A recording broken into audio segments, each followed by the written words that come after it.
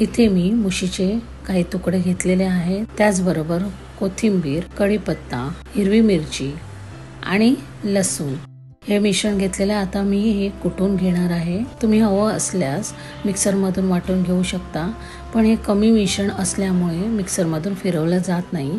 यासाठी मी खलबत्त्यात घालून कुटून घेत आहे. असं व्यवस्थित कुटून घ्यायचं आहे.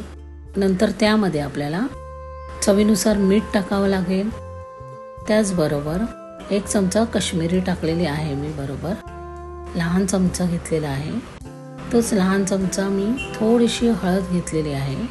1 चमचा मी कोकमाचा आगळ घेतलेला आहे. आणि आता मिश्रणाचे जरासं ओलसर होण्यासाठी हे सगळं मिश्रण त्यामध्ये घातलेलं आहे आणि आता व्यवस्थित एकजीव करून घेणार आहे. हे बघा, अशी जराशी जाडसर करकरीत पेस्ट तयार झालेली आहे. आणि आता ही पेस्ट आहे ती मुशीला लावून घ्यायची आहे.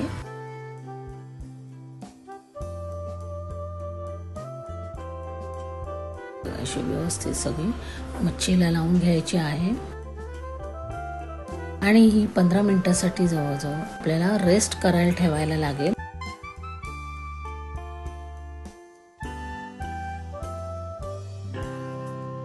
अशी बाजूला ठेवायची आहे.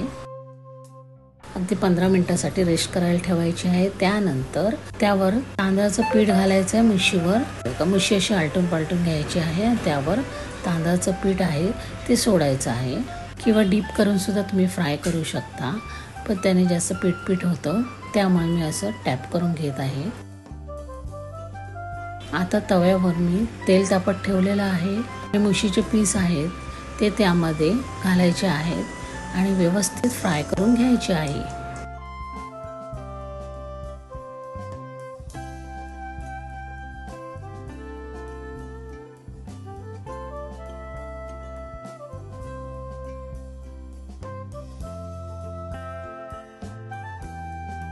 एक बाजू व्यवस्थित चांगली भाजली गेल्यानंतर ती बाजू पलटून घ्यायची आहे आणि दुसऱ्या बाजूला भाजायची आहे.